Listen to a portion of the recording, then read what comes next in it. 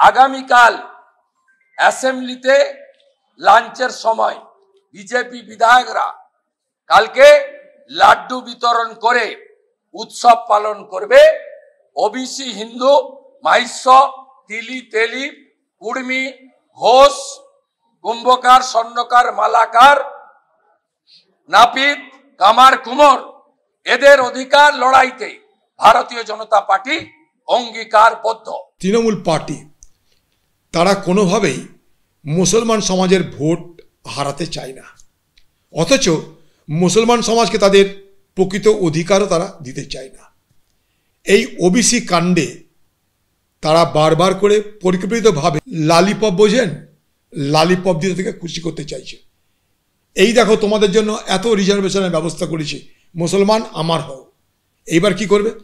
দিদি হাত উপর করে দেবে, হাত উপর করে বলবে, মুসলমান ভাই আমি তো তোমাদের সব কিছু দিতে চেয়েছিলাম, কোর্ট আমাকে দিতে দিল না। আমাদের যে ওবিসি রিলেটেড যে কাজটা হয়েছে সেই কাজটা একেবারেই কোর্ট অর্ডারকে মান্যতা দিয়ে যে সার্ভে হয়েছে, সার্ভেটা পুরোটাই প্যারামিটার ডিফাইন করে দেওয়া হয়েছিল কোর্ট থেকে। সেটা ইকোনমিক প্যারামিটার, সেটা এডুকেশনাল প্যারামিটার, বিভিন্ন প্যারামিটার গুলো বেস করে যে কমিউনিটি গুলো এসছে, এবং এটা বারবার মিথ্যা প্রচার করা হচ্ছিল যে সার্টেন একটা কমিউনিটির জন্য বেশি শতাংশ, কিন্তু বাস্তবে দেখা যাচ্ছে সেইটার সঙ্গে বাস্তবের কোনো মিল ছিল না।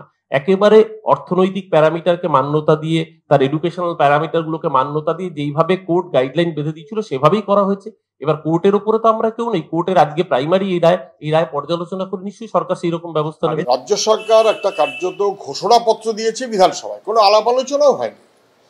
অধিবেশন শেষ হচ্ছে তার ঠিক আগে একটা কার্যত ঘোষণাপত্র, সরকারের উইশ, আমি মনে করছি তাই, এই গোচরটা ভাব, এবং সেটা কোর্টের যে রায় সেই রায়কে কার্যত অমান্য করা হয়।